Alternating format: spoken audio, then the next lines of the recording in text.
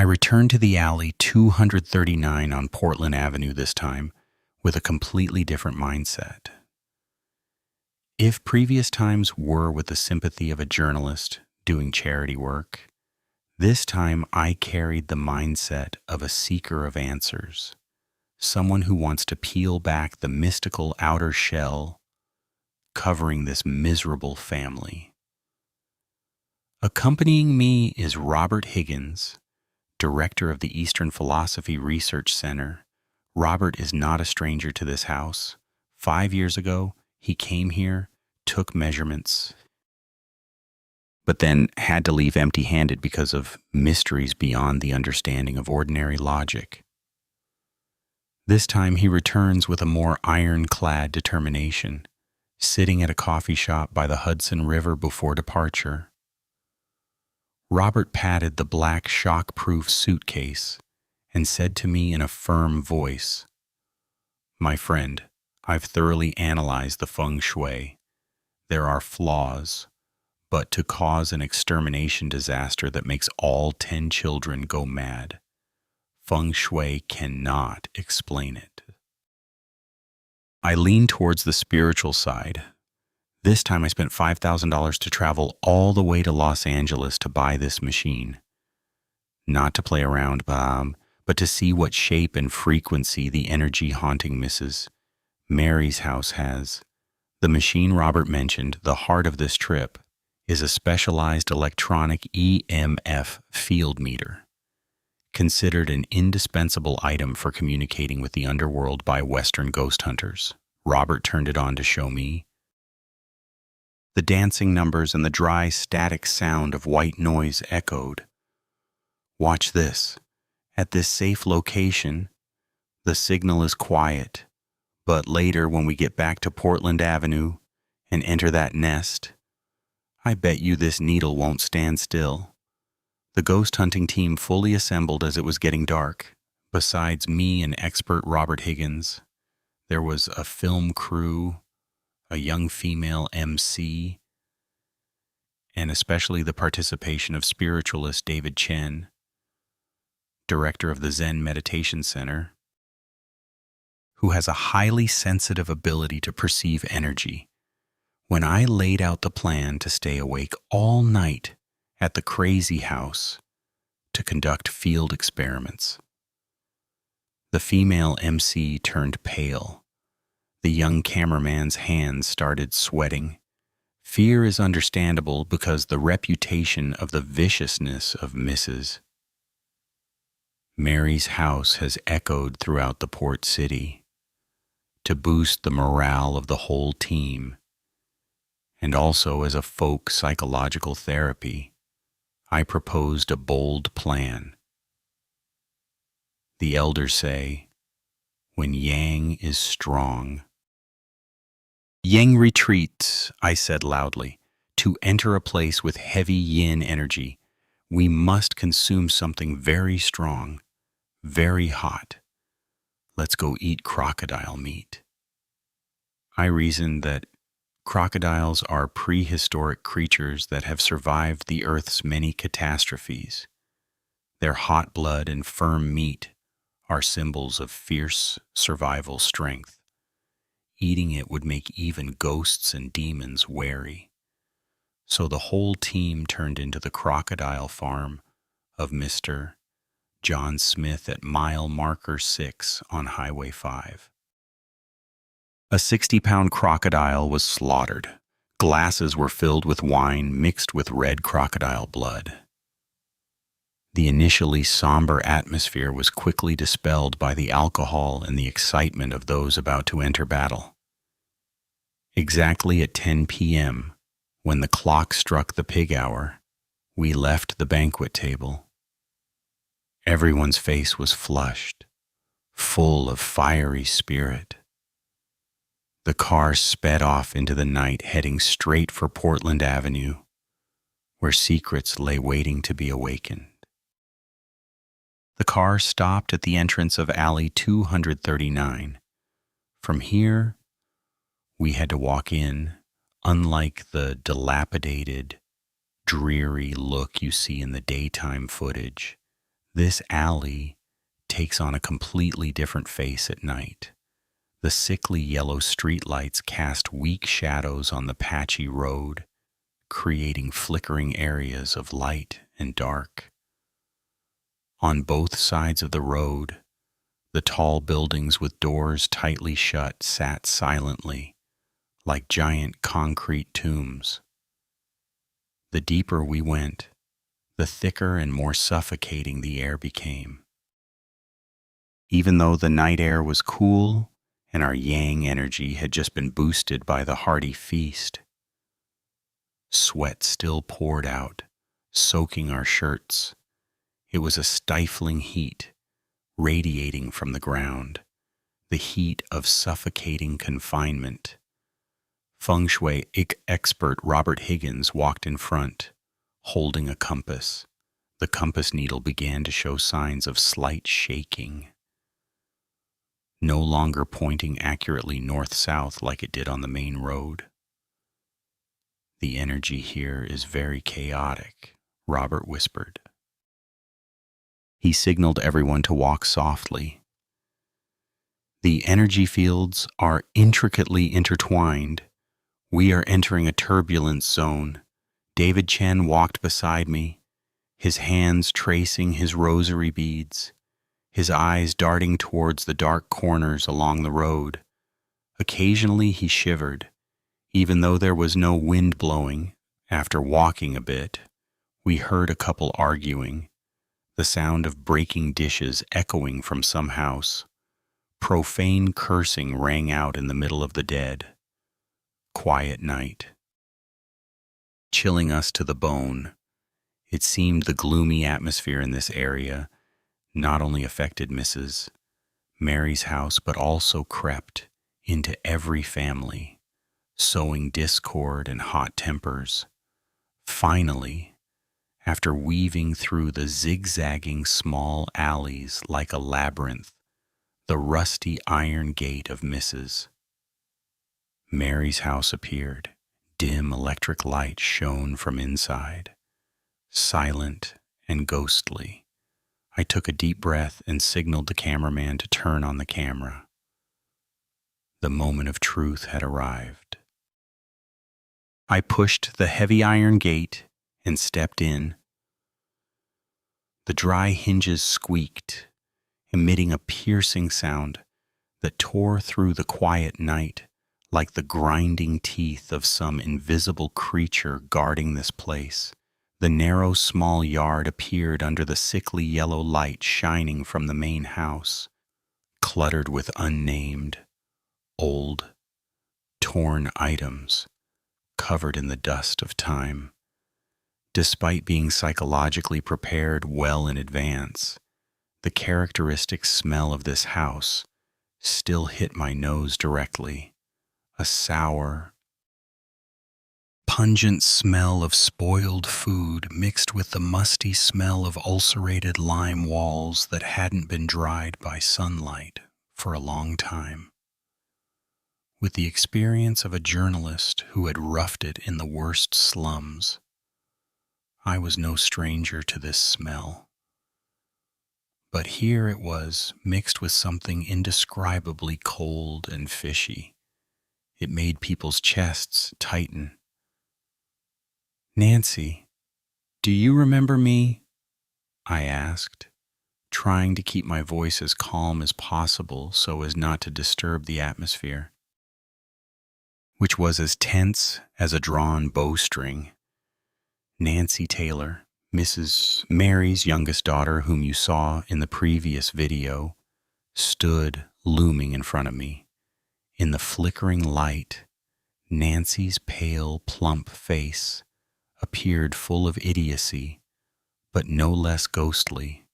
Nancy looked at me, her dull, dazed eyes, answering slowly, "Of course I remember."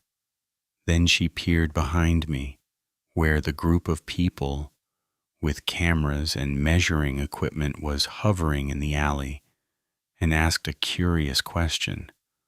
"Why are you so late?" I answered briefly, my eyes looking straight at Nancy, to gauge her attitude. "I came to catch ghosts." Hearing the words "catch ghosts," Nancy showed no surprise or fear like a normal person. Perhaps she was too used to strange groups of people. Shamans and mediums occasionally visited this hell on earth to perform exorcism rituals. I stepped over the cracked threshold into the main house. The scene inside remained etched in my memory. Nothing had changed. If anything, it was increasingly dilapidated. Mrs. Mary sat huddled near the door, holding a bowl of thin porridge. She just sat there slurping the porridge, her face emotionless, ignoring the passing time, ignoring the strange guests. She cooked a large pot of porridge right next to her, eating whenever she was hungry, regardless of day or night, like a biological machine that only knows how to consume energy to maintain a lingering existence. But today, what startled me was that in the dark corner of the house, another figure appeared that I hadn't seen before. A woman in her 50s, sitting hugging her knees as still as a moss-covered rock. I approached and asked, only to find out it was Sarah Taylor, Mrs. Mary's eldest daughter who had just returned. Sarah looked up at me. In that moment, I got a chill and took a step back. She smiled, a smile as dark as the mouth of an abyss. Her teeth were almost entirely gone, the remaining ones black as if dyed with gunpowder. She spoke, her accent heavy, her sentences disjointed, occasionally slipping in a few foreign words that sounded very strange, like a voice echoing from another world. She recounted her life, a series of crazy and painful tragedies. Married at 17, abandoned because of her simple-mindedness, then tricked and sold across the border. She became a wife, or more accurately, a slave, to an old farmer in a remote mountainous region. 35 long years of working like a beast of burden in a foreign land, until her husband died without children, and she was kicked back to her home country.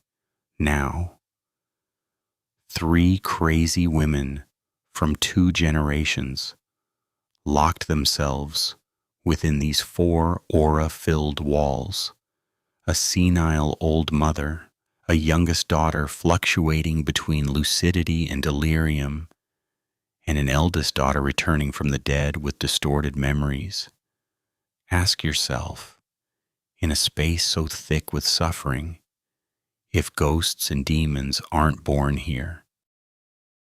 Where else would they be while I was deeply absorbed in observing and recording Sarah's strange behaviors? David Chen, the spiritualist accompanying the group, stormed in, contrary to his calm, confident demeanor at the Crocodile restaurant. David looked very different now. Sweat poured down his forehead like rain, soaking his shirt and dripping down his neck. Even though it was a hot summer day, the way the sweat poured out so unusually abnormally made me suspicious. In spiritual practice circles, it is said that this is the body's self-defense reaction when the biological axis violently collides with massive negative energy currents.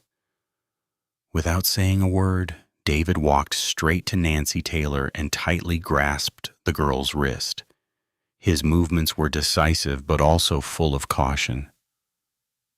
"Close your eyes," David ordered, his voice stern and sharp. He stood as still as a wooden statue, his eyes closed tight, his breathing rapid. It seemed he was trying to transmit some biological energy to calm Nancy's chaotic mind, or trying to read the invisible information running in this mad person's veins. A moment later, he released Nancy's hand, asking rapidly, "Do you feel anything?" Nancy opened her eyes, shook her head, looking naive. "I don't feel anything." David exhaled heavily, turning to me and Robert Higgins, his eyes clearly showing extreme tension. "Look over there next to where Mrs. Mary sleeps." And he pointed to the dark, damp corner where the old woman huddled every night. The yin energy there is no joke. It's billowing up like smoke and fire, so thick it covers all life force. It would be a miracle not to go crazy living here. I'm telling you the truth, reporter. This house doesn't just have wandering ghosts. It's a nest of ghosts. Now we have to adjust the feng shui, re-exercise the whole place. Then maybe there will be peace. But the karma on this land is too heavy. Doing it will peel off skin and scales. It's no joke. David's blunt assessment caused the atmosphere in the house to drop significantly. I glanced around and my eyes stopped at an object completely out of place amidst this pile of trash and ruins. It was a brand new, exquisitely carved wooden altar placed solemnly in the middle of the house. My memory of this house was of patched-up items. The old altar was just a few rotten pieces of wood Mrs. Mary fished out of the river and nailed together temporarily. So where did this expensive, luxurious altar come from? Mrs. Mary mumbled, her voice flat and emotionless, as if talking about someone else's business. "A master came here to catch ghosts. He gave it. He said the total cost for the rituals and this altar was $1,500. He spent his own money to do a good deed for my family." Listening to her, my heart ached.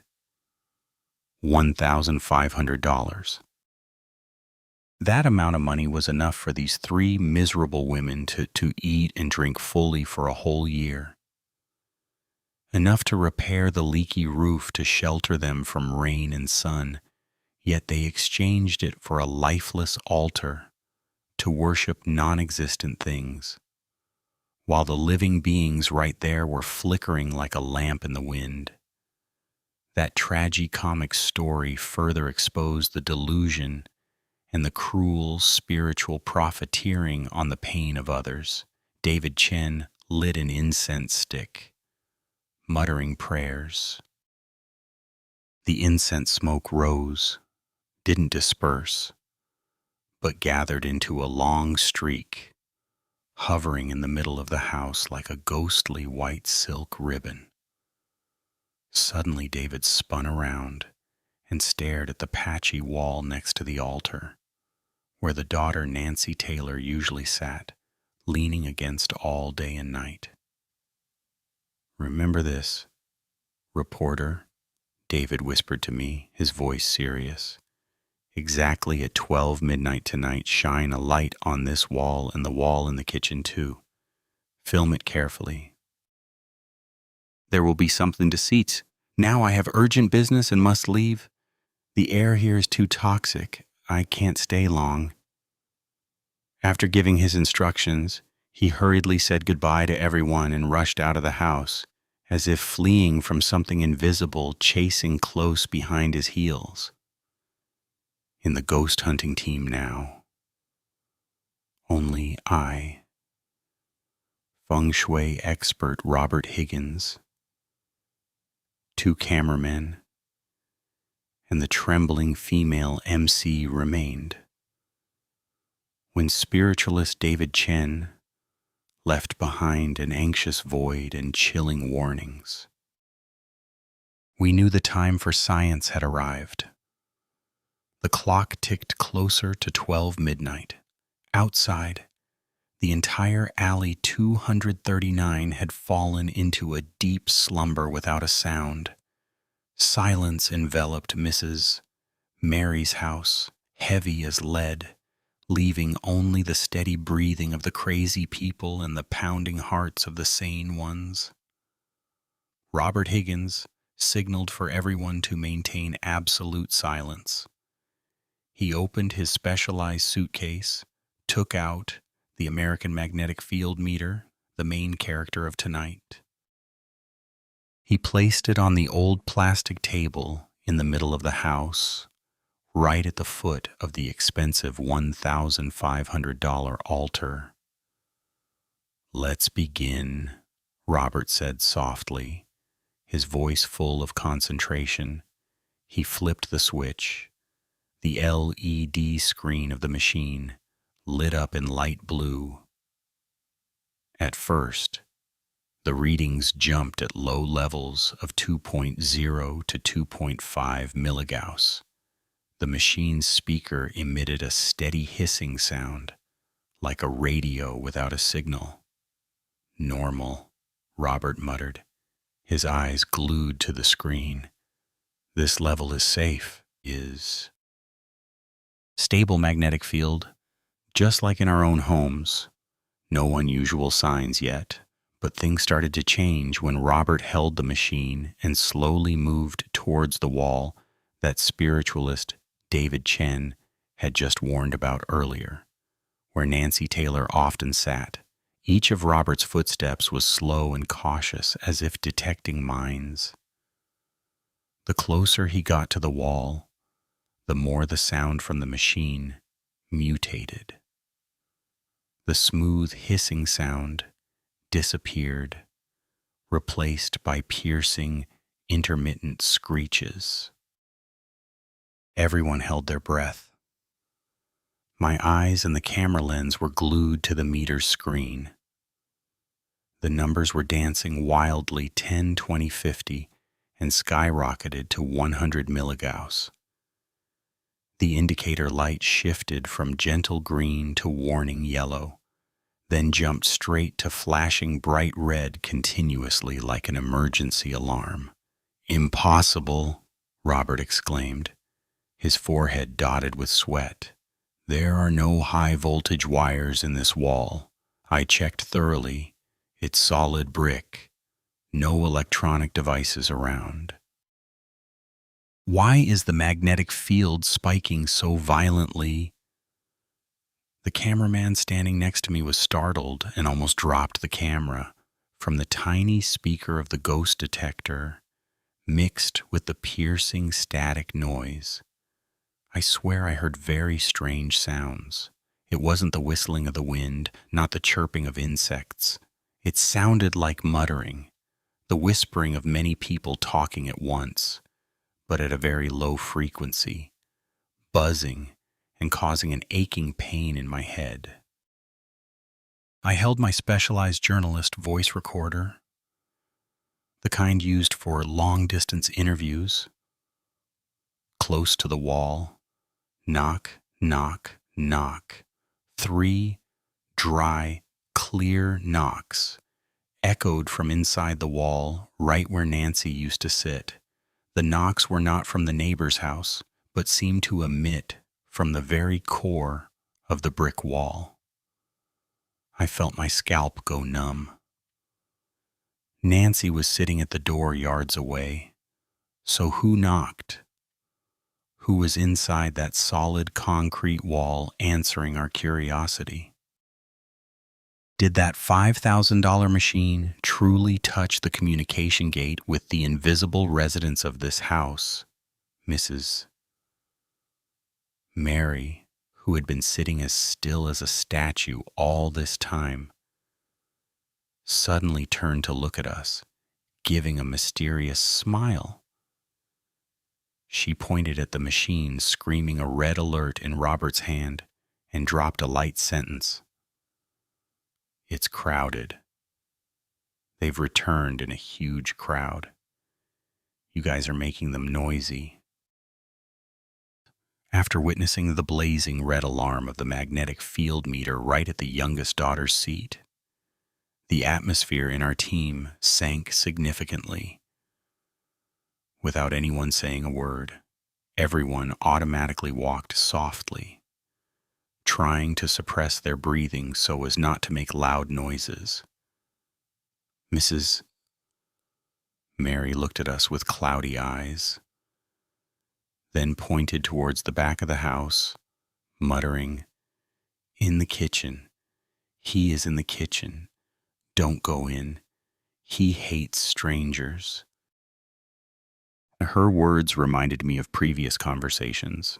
For over 10 years, every time I visited, she told me about a terrifying obsession in that tiny, soot-blackened kitchen. She said that since moving here, every night she dreamt of a tall, muscular, burly man.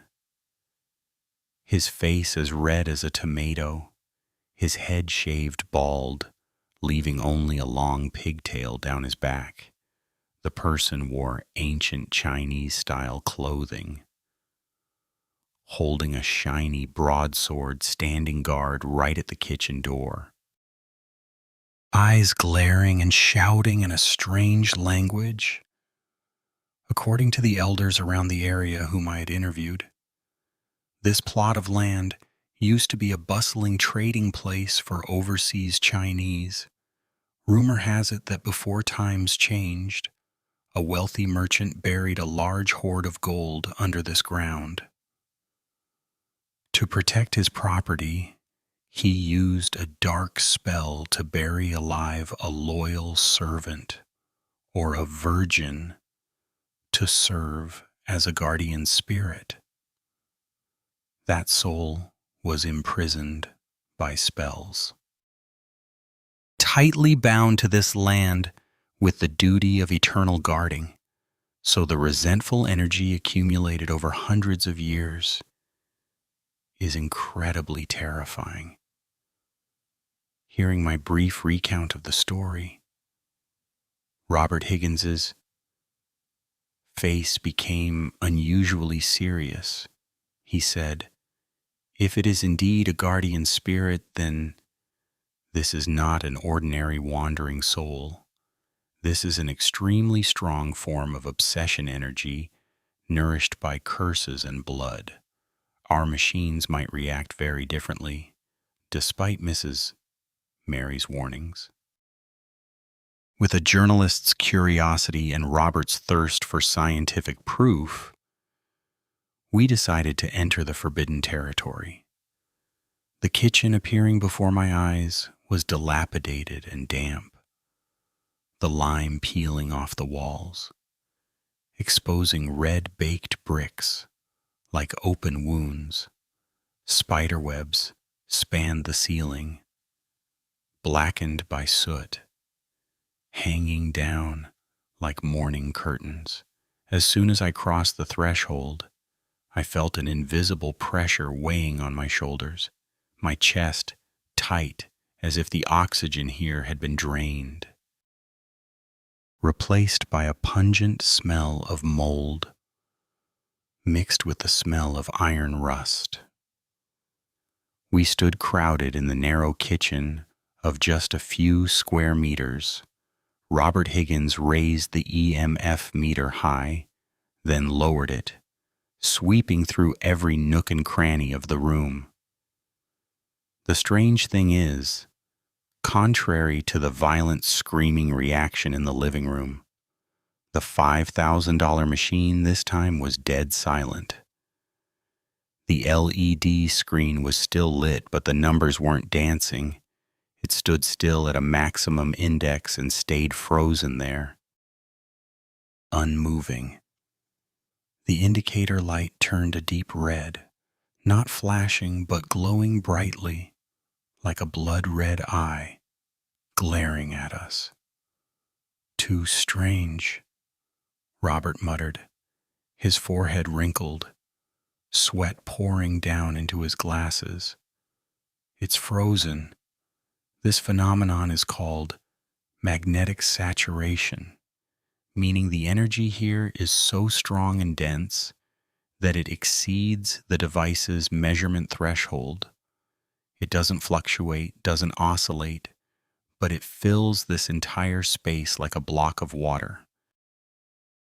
Robert explained that wandering souls usually create fluctuating magnetic fields, sometimes strong, sometimes weak.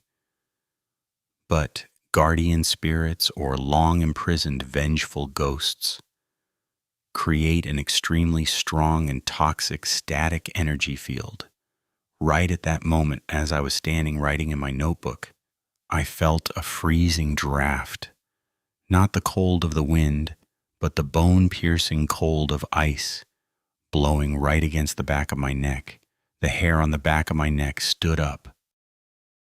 And then a distinct feeling appeared, a hand placed on my shoulder. That hand was heavy, stiff like iron pincers. 5 fingers gripped my shirt shoulder, the grip so strong I felt a sharp pain in my shoulder blade. I thought the cameraman standing behind me slipped and grabbed onto me. I turned around and snapped softly, "Hey, hold lightly. It hurts." But when I turned around and shone the flashlight, there was no one standing close to me. The cameraman was cowering in the far corner of the wall, an arm's length away, his face pale, hugging the camera tightly. Robert Higgins was struggling with the meter on the opposite side. So whose hand had just been placed on my shoulder? Who had just stood right in my blind spot behind me? In this enclosed kitchen, I shivered. Dropping my pen onto the damp tile floor, fear crept into every cell. Clearly, we were not alone. The true owner of this kitchen had begun to speak. And it seemed he was not pleased with the intrusion of curious people carrying noisy machines.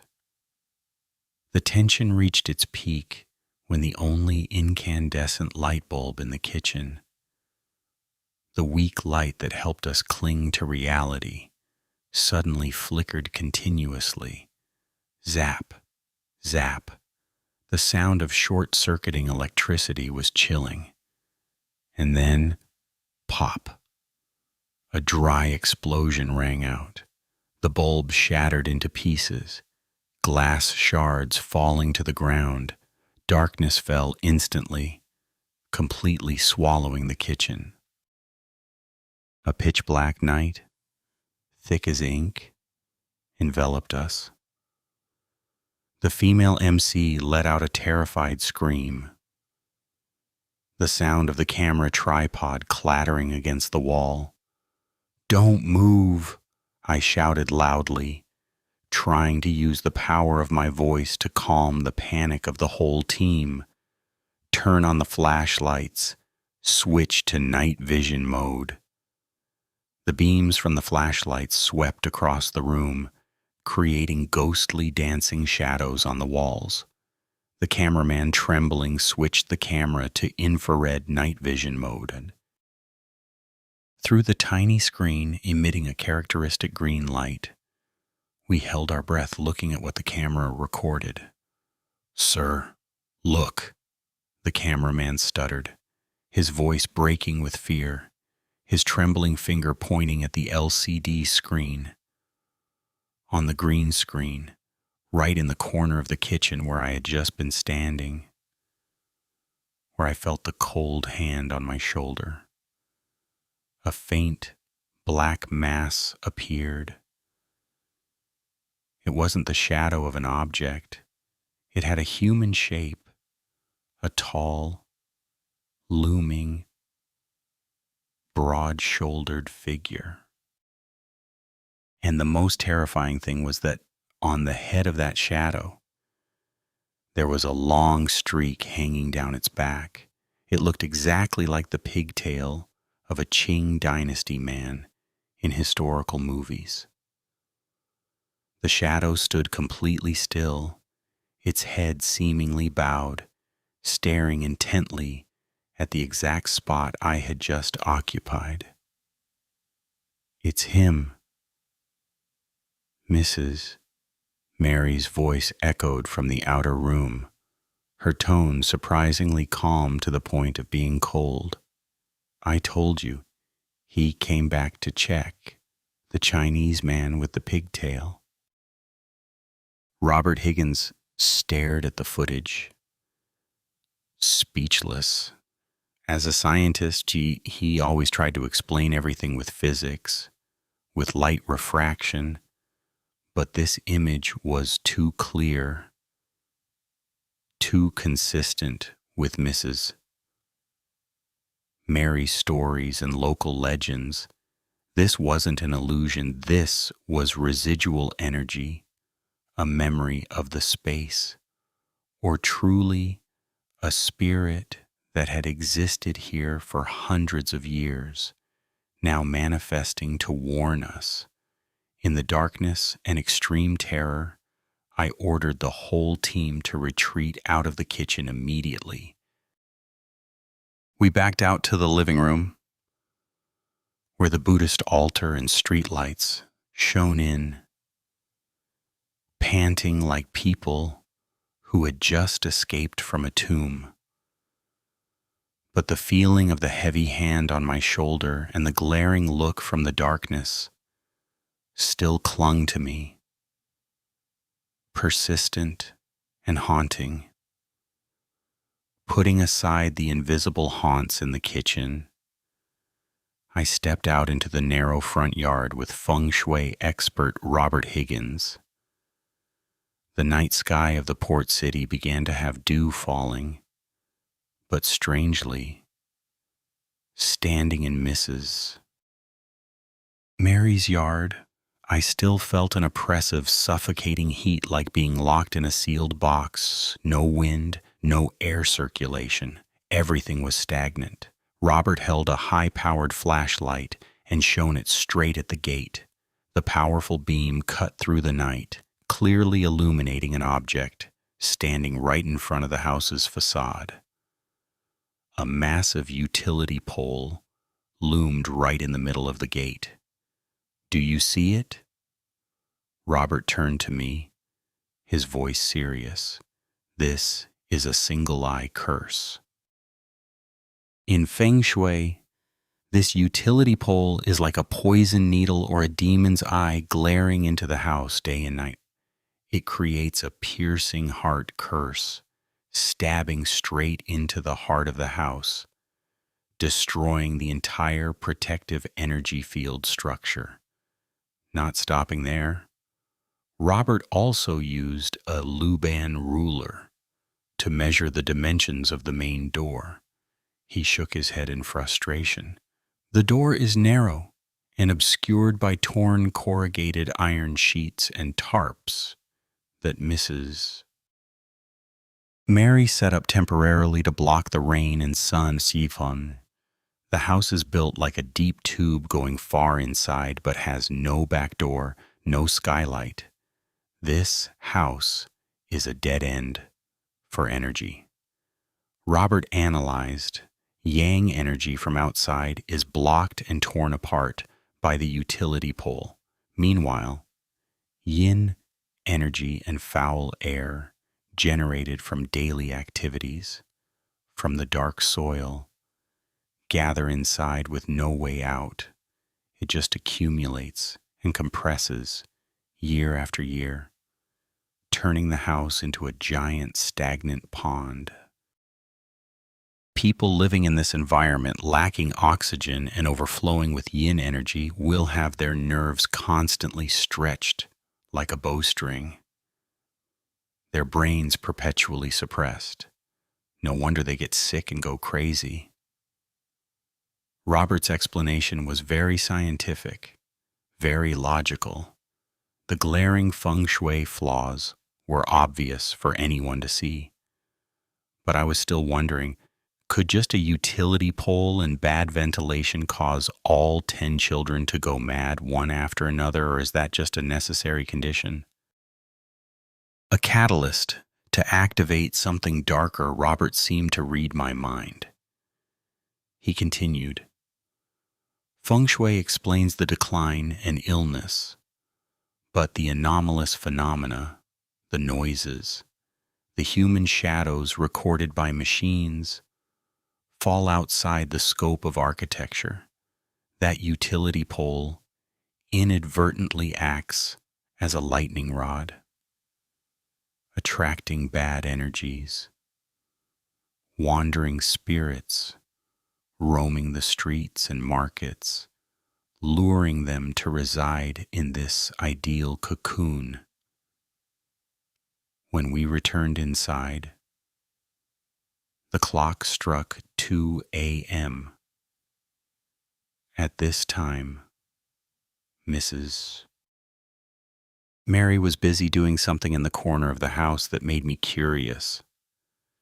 She scooped a bowl of thin porridge from the blackened aluminum pot, placed it on a small tray, with a few grains of white salt next to it. She didn't put it on the altar, but placed it on the dirt floor right by the wall, where her daughter, Nancy Taylor, was sleeping. "What are you doing, ma'am?" I asked softly. Mrs. Mary looked up, her aged face marked with deep crow's feet, and answered calmly, "Feeding them. They are hungry every night. If I don't feed them, they cause trouble, and Nancy won't be able to sleep." I looked at the steaming bowl of porridge in the dead of the quiet night. No one was there, only darkness and peeling walls. But Mrs. Mary's attitude was unusually reverent and serious. She mumbled some prayers, then squatted down, staring intently at the bowl of porridge as if waiting for invisible guests to come and enjoy it. The scene was both eerie and heartbreakingly pitiful. An exhausted old mother not only had to worry about feeding her 10 crazy children, but also bore the burden of feeding an entire entourage from the other world. She believed that as long as she treated them well, shared her food with them, they would leave her children alone to live. It was a painful compromise, a life and death pact between the living and the unseen. Suddenly, the candle she lit next to the porridge bowl flared up violently, the blue flame reaching an unusual height before dying out, even though the house was draft-free, without a single breeze. They finished eating, Mrs. Mary said, her voice relieved. "They came in a large crowd today, but they are gentle. You guys can work in peace." I looked over at Robert Higgins. He was staring at the EMF meter placed near the porridge bowl. The index on the machine had just spiked up and then immediately dropped back down. Clearly, an energy interaction had just occurred around that porridge bowl. Science calls it fluctuating magnetic fields. But to Mrs. Mary, it was simply invisible neighbors receiving her kindness. I suddenly realized the boundary between sanity and madness in this house is too fragile. Is Mrs.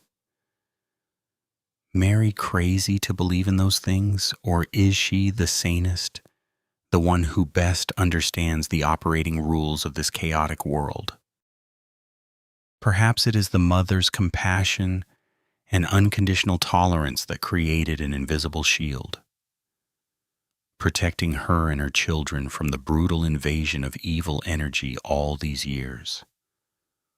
Towards morning, exhaustion began to overtake the entire team. Everyone was haggard, with dark circles under their eyes. But we still tried to stay to take a few more measurements. Robert Higgins decided to perform one last test. Placing the meter right in the center of the house and activating the full frequency band scanning mode. But right as he turned the machine on, an unexpected incident occurred. The $5,000 machine, dubbed the nemesis of ghosts and demons, suddenly let out a dry, scratching sound. The screen flickered continuously and then went completely dark. "Out of battery?" the cameraman asked. Robert shook his head vigorously, removing the back cover of the machine to check. "Impossible. I just put in a brand new set of batteries before coming in here. This type of battery can be used continuously for a whole week. How could it shut down like this?" He swapped in another backup battery set, but the machine remained dead, without a single sign of life. It was like a lifeless brick. "It's been drained of energy," Robert exclaimed, his voice full of astonishment and fear. "The energy here. It eats electricity. It swallows the energy source of the equipment to feed itself. This is a phenomenon Western spiritual researchers call drain battery. When spiritual entities want to manifest or exert physical influence, they need a large energy source. And electrical power from batteries is the easiest to absorb. The complete neutralization of the state-of-the-art machine was the clearest proof that the force reigning over house number 239 was much stronger than we imagined. It wasn't afraid of machines. It even considered them toys, a lucrative food source. Robert Higgins put the broken machine into his suitcase, snapping the lid shut with a click. He looked at me, his eyes clearly showing helplessness. "Reporter, this case is beyond our control. No matter how modern the machines are, they have to surrender. Feng Shui can only cure the disease of the land, not the karma of an entire lineage. We are just observers, recording things, but we cannot intervene in their order." Outside, the faint crowing of roosters began to echo from afar. Weak morning light was trying to creep into the dark alley. Our ghost hunting night had ended with the defeat of technology against the mysterious spiritual world. But the story didn't stop there. Before leaving, I witnessed one last image, an image that will haunt me for the rest of my life. It was fully light. Weak morning rays tried to pierce the thick fog of the port city, creeping into every corner of alley 239. The sound of car horns, delivery calls. The hustle and bustle of life on the main road began to echo, pulling us back to noisy reality. However, inside this house, time seemed frozen in some distant realm, completely separated from the outside world. When the sunlight shone, the invisible guests of the previous night seemed to retreat into the shadows, returning the space to people of flesh and blood. Nancy Taylor, who had just gone through panic and bodily possession last night, had now woken up. She stretched and yawned, her eyes becoming unusually clear and naive. No more fierce looks, no more screaming. Manic hunger. Nancy was now as gentle as a 3-year-old child in an adult's body. Seeing us packing up, Nancy wandered over, curiously touching the camera tripod. "You're leaving?" Nancy asked in a light voice. I nodded, My heart suddenly filled with mixed feelings of sympathy. I'm leaving. Nancy, stay home and be sure to take your medicine. Listen to your mom. Okay, Nancy smiled. For the first time in this whole stormy trip, I saw her smile so innocently. Not the twisted smile of a demon, but the smile of carefree innocence, unburdened by worldly dust. Nancy ran straight to the corner of the yard, where a stunted guava tree grew amidst a pile of scrap metal. She stood on her tiptoes, picked a bright green guava with rough skin, then ran back and shoved it into my hand. For you, eat it. Long journey. Holding the guava in my hand, my heart tightened. A bitter guava, but containing warm human affection in this cold, gloomy place. I suddenly realized a bitter paradox. These people considered crazy and demon-possessed by society actually had brighter and kinder hearts than many sane people out there. Perhaps that innocent naivety was their protective shield. Ghosts and demons can scare sane people, manipulate those with scheming minds, but how can they scare crazy people? Crazy people don't know fear, don't know calculation. Their minds are as empty as a blank sheet of paper. Could it be that because of this, they are still able to live, to exist in a place where a $5,000 machine had to surrender, where high-level shamans all shook their heads and ran away? They have become part of this bizarre ecosystem, living in symbiosis with the spirits without being completely destroyed. Robert Higgins closed the lid of his specialized suitcase. The expensive machine still lay motionless, unable to be restarted.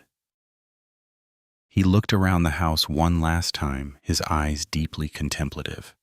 He pulled me close to the gate, speaking softly enough for just the two of us to hear. His tone, no longer the excitement of a news hunter, but the solemnity of someone who understands heaven's will. Reporter, I give up on this case, and I think no master in this whole country of America would dare beat their chest, claiming they can cure it. And he explained that this house not only violates the five ghosts' fatal feng shui position, but also sits right on a flawed energy convergence point of the dragon vein. It's like a hole in the universe where different spatial dimensions chaotically intersect. To neutralize it, Robert emphasized, the entire house must be demolished, dug down 3 feet, all the black soil contaminated with foul energy removed, and a massive exorcism ritual performed. But the most important factor is human energy.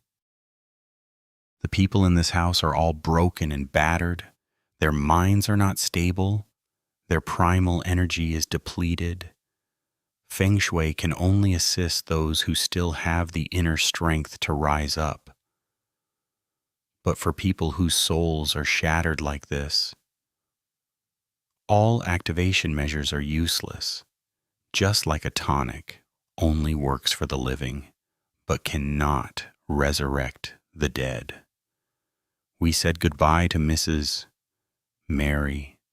She still sat there by the porridge pot, her cloudy eyes looking far away, neither happy nor sad. As I stepped out of the gate, a chilling sensation ran down my spine again. Exactly the feeling when I stood in the kitchen. I turned my head to look back into the dark doorway of the house. I saw Sarah standing there, but she wasn't looking at me. She was looking at the ceiling, giggling, waving her hand as if saying goodbye to someone hovering on the rafters. And behind her, in the thick darkness that daylight couldn't reach, I faintly saw pairs of eyes. Not one, but many pairs of eyes watching us, cold, scrutinizing gazes as if saying, "Go away. This is our house. Never come back to disturb our 1,000-year sleep." The iron gate closed with a piercing squeak. We stepped out onto the main road. The glaring sunlight flooded in, but the coldness in our hearts still hadn't melted away. Our car rolled away from Portland Avenue, leaving behind the small alley and the bizarre fates. No one said a word on the long journey back to New York City.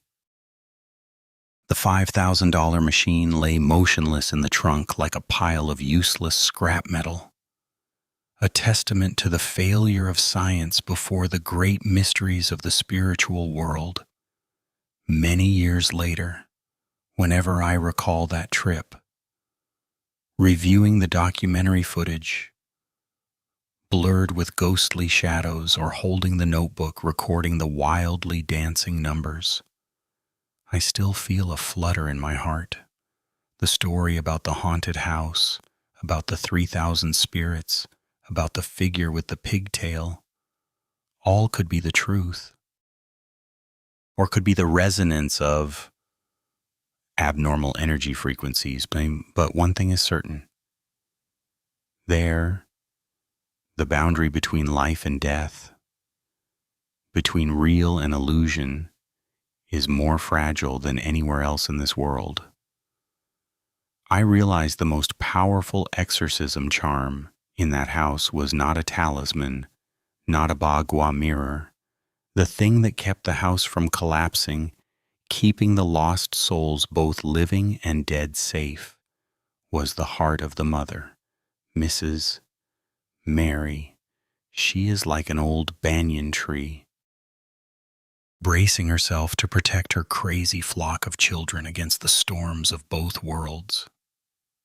She accepted living with ghosts and demons, compromising with the darkness in exchange for false peace for her children. It is a tragic, painful, but magnificent love.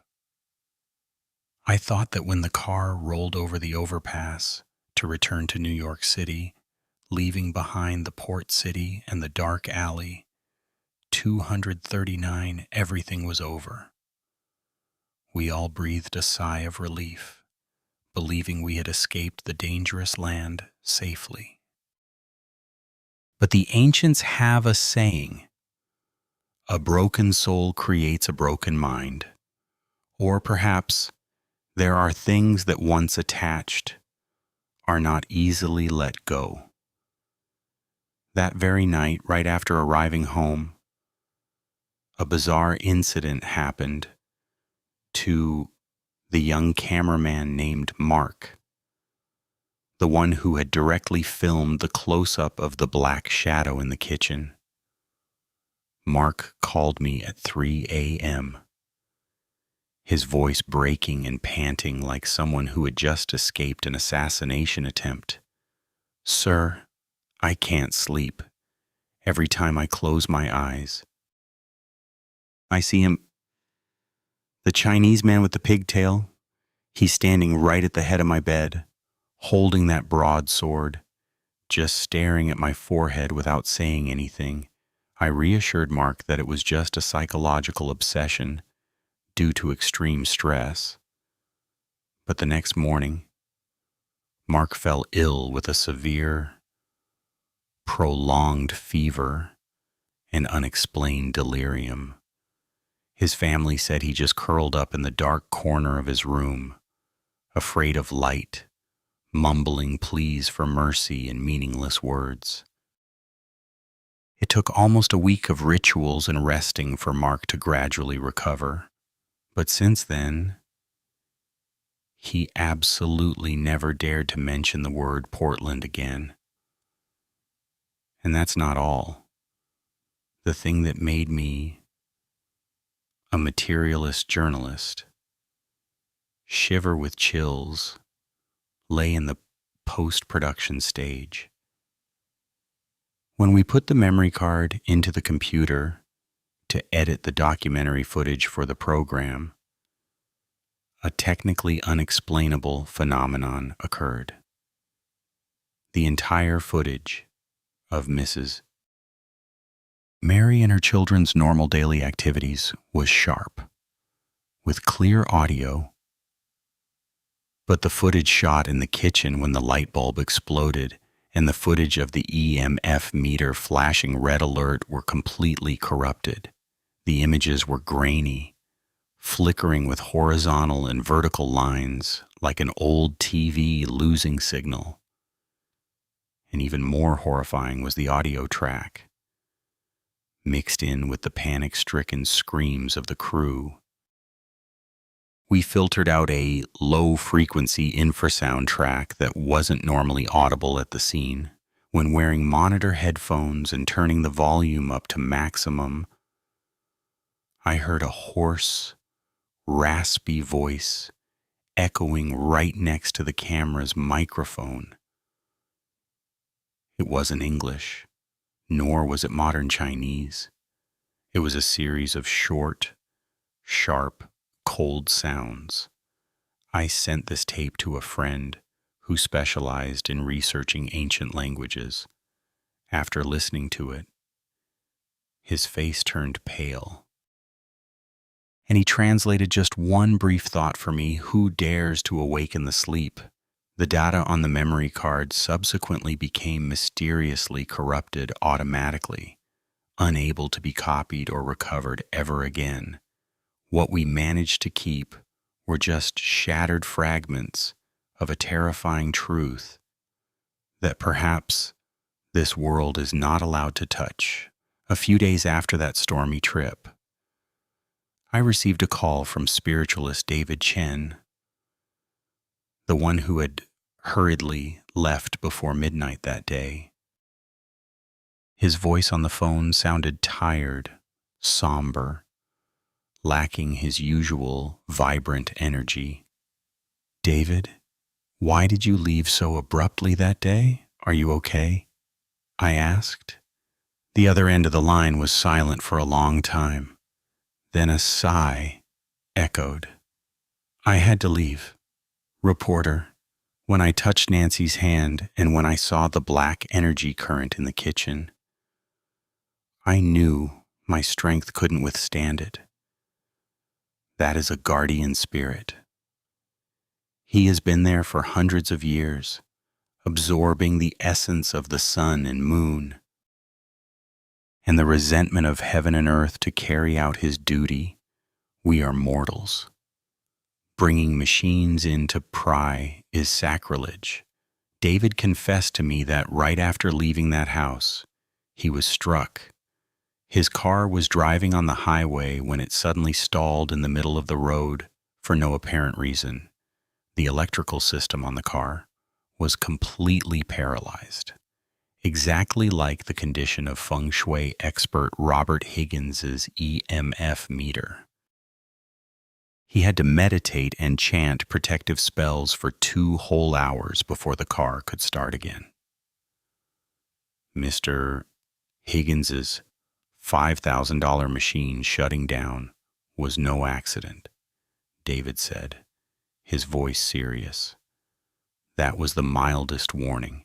They drained the machine's energy to demonstrate their power instead of draining our life force. If we had stubbornly stayed that day, intentionally digging and poking at that kitchen floor, I fear none of the team members would have returned in one piece.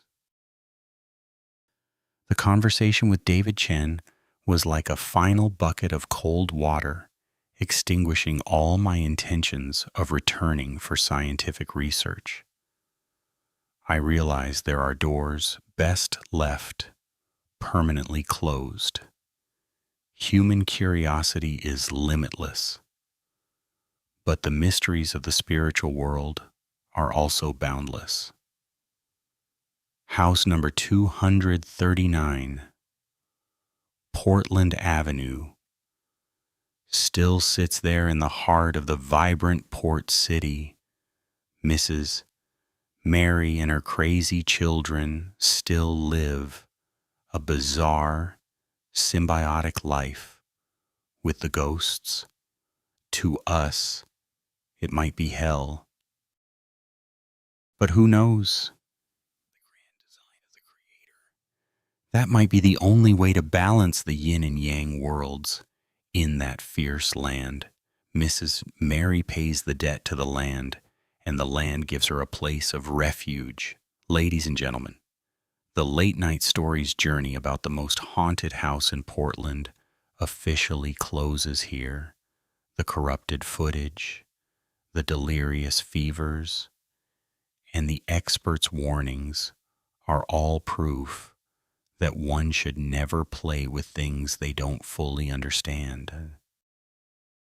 If you have the chance to pass by Alley 239 Portland Avenue, please walk softly, speak quietly, and send a good thought praying for peace for the lives there, both the living and the deceased.